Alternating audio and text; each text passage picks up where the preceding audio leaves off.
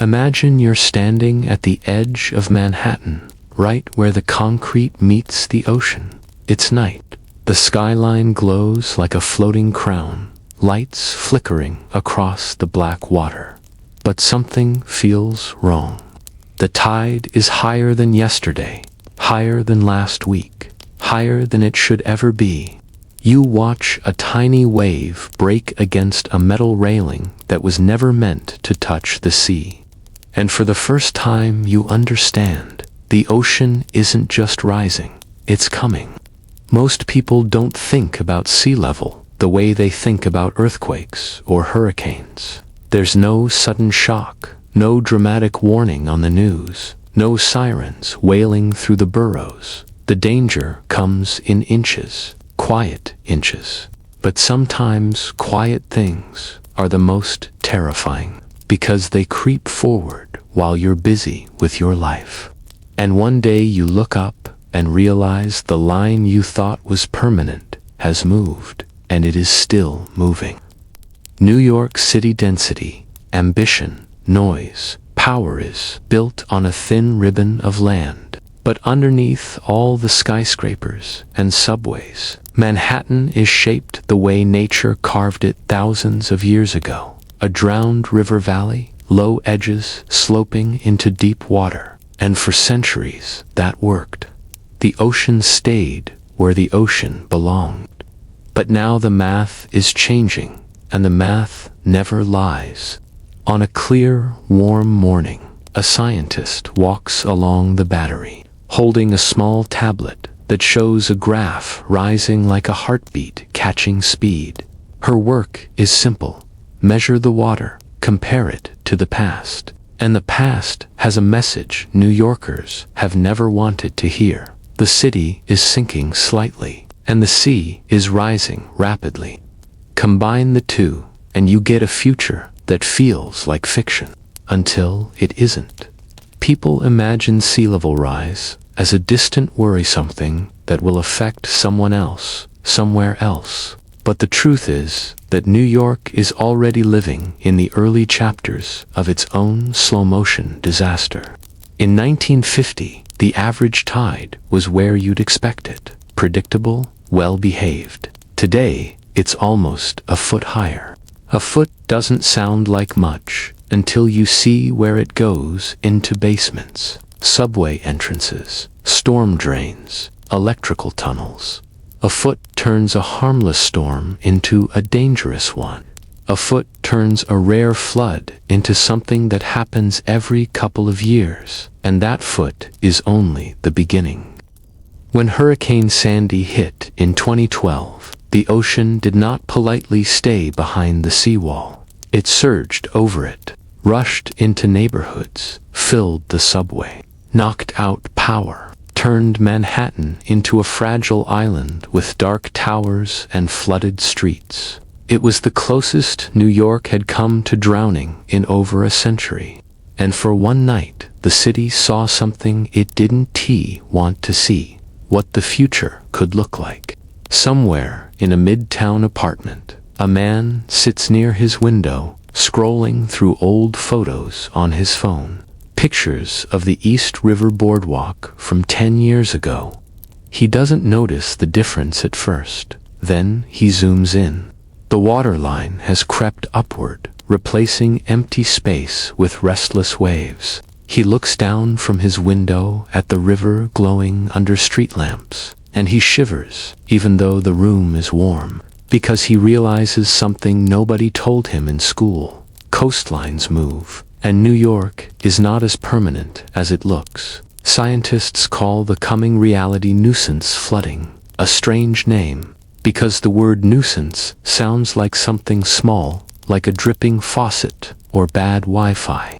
But nuisance flooding is the early alarm clock of a drowning world. Streets filling during high tide, pumps in basements running constantly, storms pushing water deeper into the city each year. Nuisance flooding is when the ocean starts showing up places it doesn't belong. The ocean doesn't need permission. It doesn't negotiate. It doesn't care who lives where or how much their rent costs. It follows physics, temperature, gravity, and the laws that have ruled Earth since the first drop of water pooled on its surface. As you stand at the edge of Manhattan and watch another wave slap against the concrete, you get the feeling the city doesn't want to talk about this. New Yorkers are good at ignoring danger. What's one more crisis? But a city built on steel can survive fire. It can survive terror. It can survive crime, economics, politics, culture wars, everything humans throw at it. But water.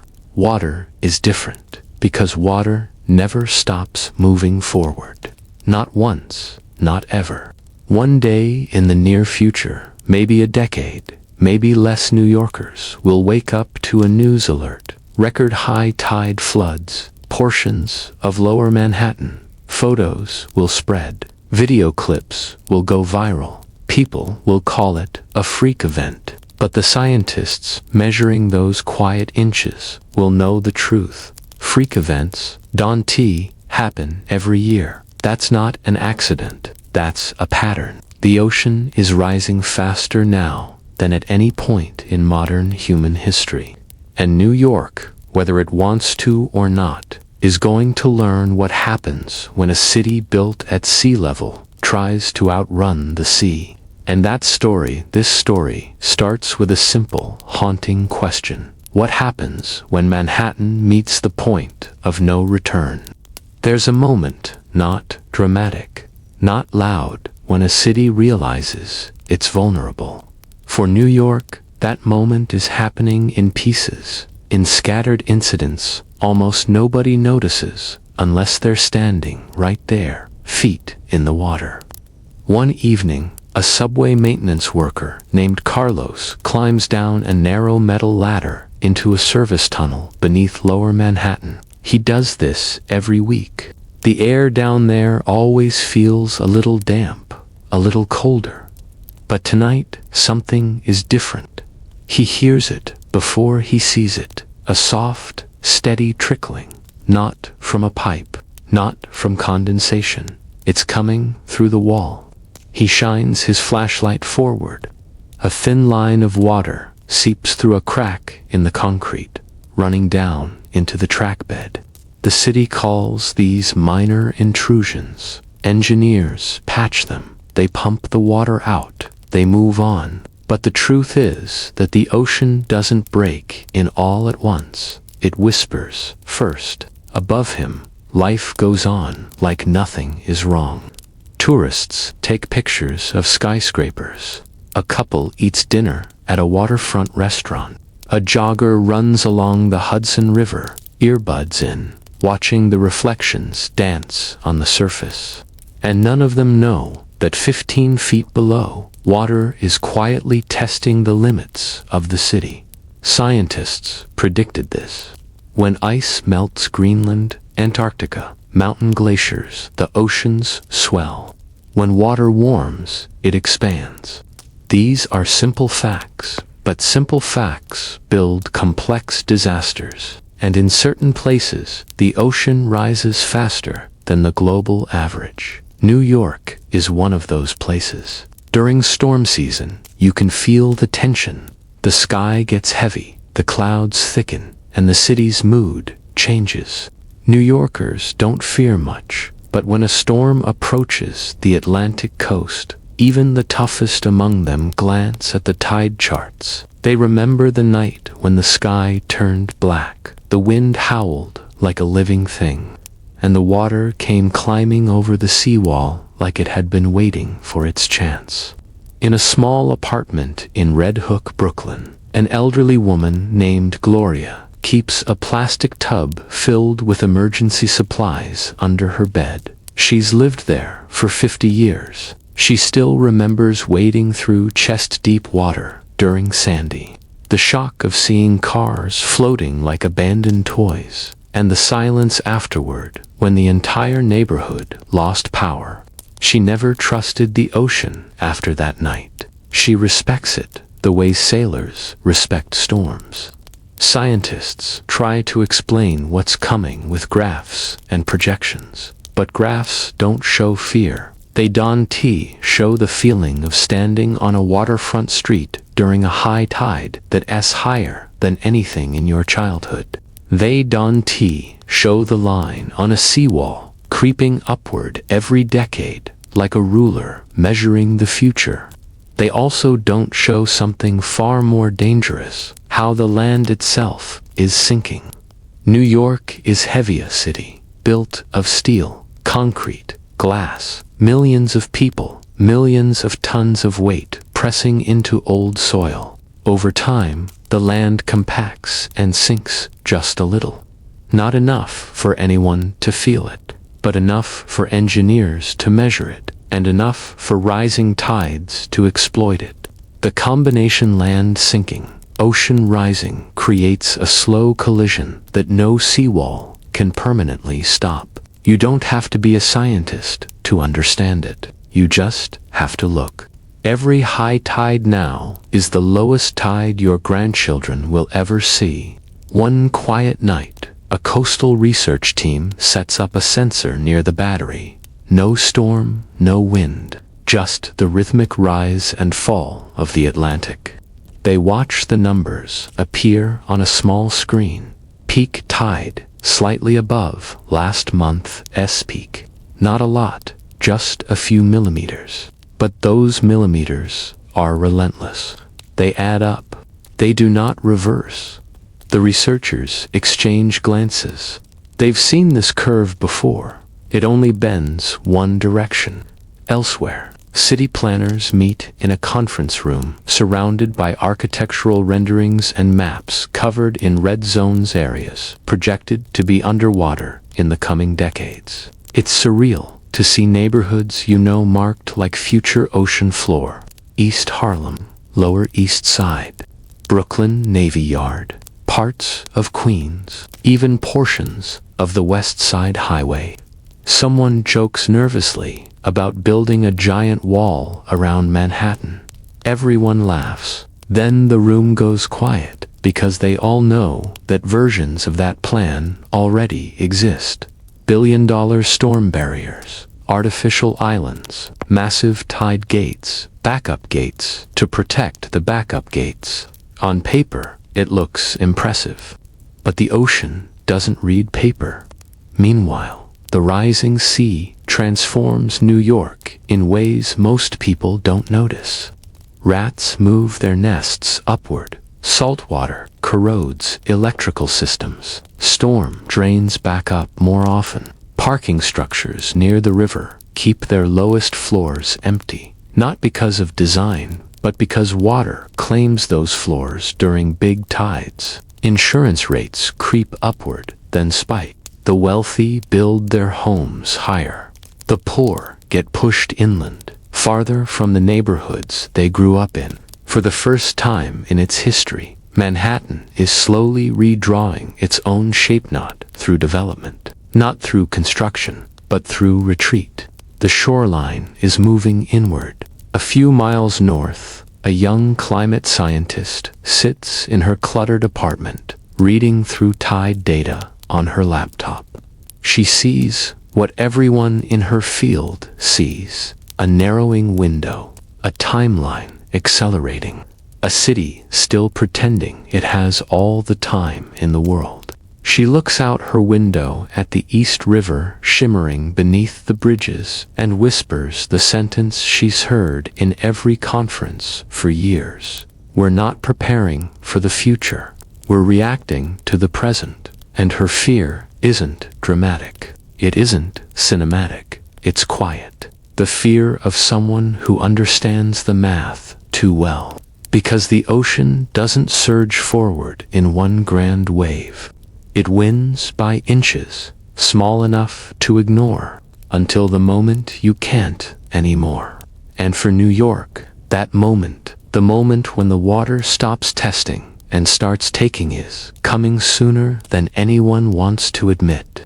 It doesn't happen with a Hollywood-style tidal wave. It doesn't begin with sirens or screaming or people running in the streets. The day Manhattan sinks begins with a warning that feels too ordinary to take seriously. a coastal flood advisory, a high tide alert, a small storm offshore that's not supposed to hit land. New Yorkers shrugged. They've heard this all before. They go to work. They grab coffee. They complain about the subway. Life moves the way it always does in a city that refuses to slow down. But deep beneath the streets, the ocean is already moving. Inside a control room for the subway system, a screen flashes yellow, water levels rising in a downtown tunnel. A sensor trips. Engineers check it, assume it's a glitch, log it, move on. 3 years ago, they installed new pumps. Last year, they tested them. A few inches of water is nothing. Yet the ocean doesn't rise alone. It rises with the wind.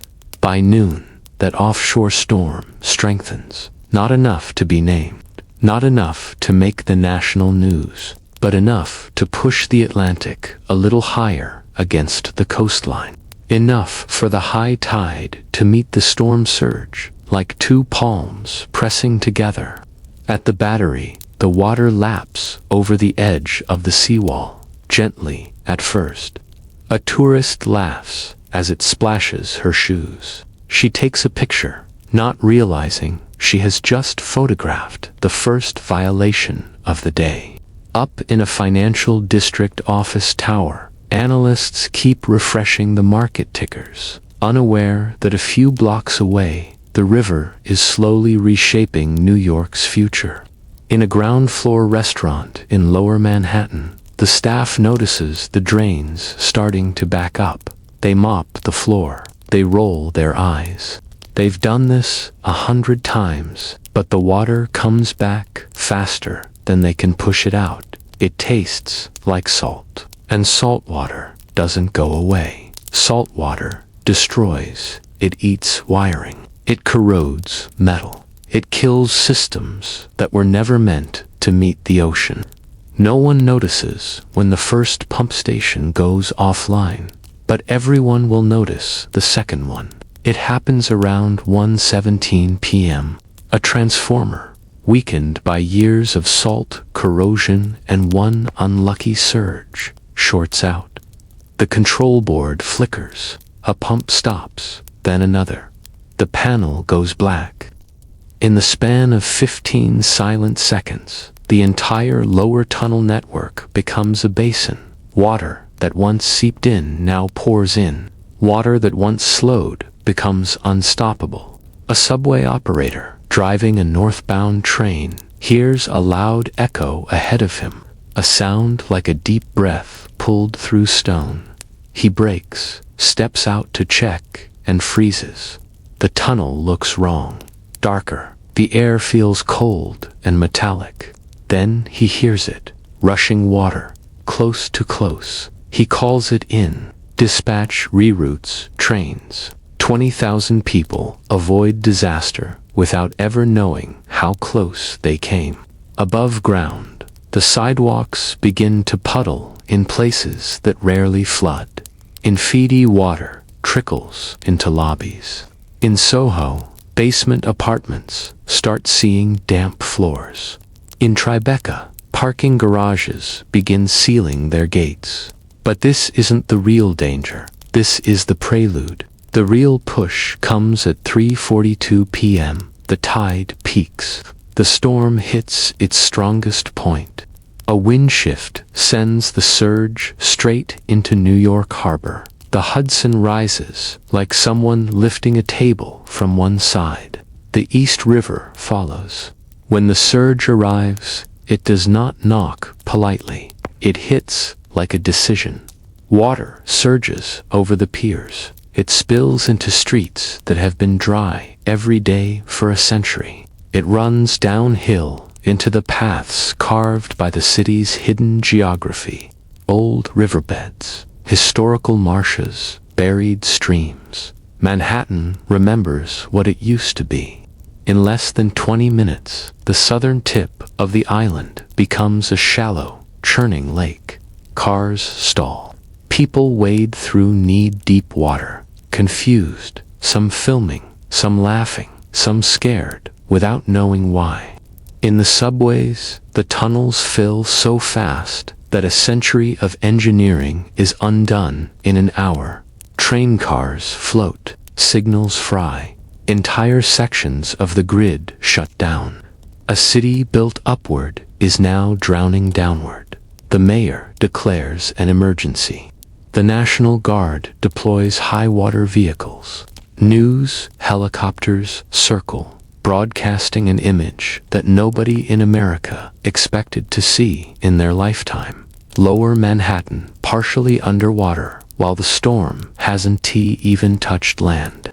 But the worst part isn't the flooding, it's what the flooding reveals. When the storm finally passes, the water doesn't recede the way it used to.